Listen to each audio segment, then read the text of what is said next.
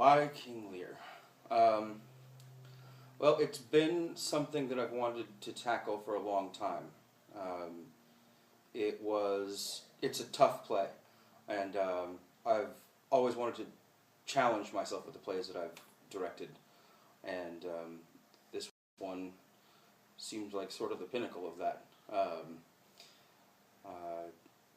I've been having an interesting thing happen to me when I direct plays, in that there's always some major life event that comes around involving my father when I do one. Like, I hadn't heard from my father in like 17 years, and one day he just emailed me out of the blue while I was directing Hamlet, and that was like bizarre. And then while I was doing Oedipus, I heard that he got sick and was going to, like, he was dying, and that was another weird coincidence of ways. And then he just recently passed while we were doing Measure for Measure, and then moving into King Lear. That sort of had another resonance for me. And so I've had a strained relationship with him, and I've always sort of gravitated toward the plays that had those sorts of ideas and played with those things, that those sort of sentiments. And Lear really spoke to me in that way. And I also think it ties into sort of what's going on in the world right now, with how the world sort of caters to the rich and ignores the poor, or calls the poor leechers for not having enough money in order to survive. And I think that Lear's fall and Lear's sort of figuring out of that, the poor naked wretches, and I have taken too little care of this, sort of speaks to me about what's currently going on in the world. And some of the leaders of the world could stand to go through what he goes through, at least a little bit of it. And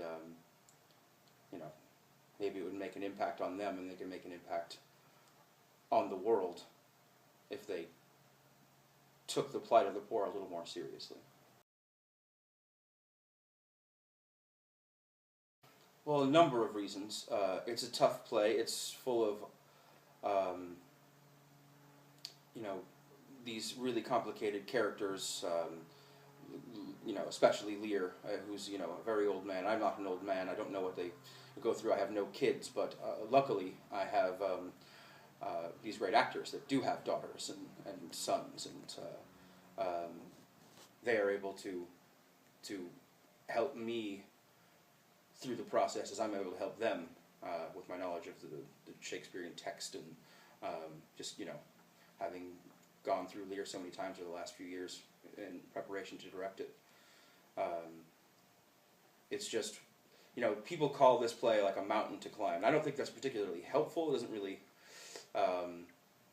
it makes it seem like, you're going to climb to the top of Mount Lear and plant your flag there, and we have done it. But it's still a play, and I think it's more like a rather than a mountain to climb. If we're going to go with an analogy, it could be more like a cave to explore. There's all sorts of different side avenues you can go down in different places and dangerous areas, and but you're just sort of bringing illumination to it all. And to me, the challenges of it were what drew me towards wanting to do it. And I would love to direct it again, someday. And getting the first one under your belt is, especially as young as I am, is just a treat. And to get to work with the actors that I get to work with, these professional people, which in some sense could be a challenge, but these people are so great that it's not. It's just a breeze. Because he's fantastic. I've been a fan of his for many years. I'm a big fan of the HBO show Deadwood, which he was on. I just think that he's fantastic. And when Gus worked with him on the indie film Alice, he met, that the conversation came up that they were both into theater, and Larry's has been an experienced stage actor. He's done work at the Colony for a while, and he just did a one-man show there. And I just thought that how great would it be to get to work with him. And I didn't think, when Gus mentioned it to him, I didn't think he'd take the opportunity, but he came and saw a couple of our plays and, really enjoyed them and talked to us afterwards and stayed around. And so when he said yes, it was just like, great.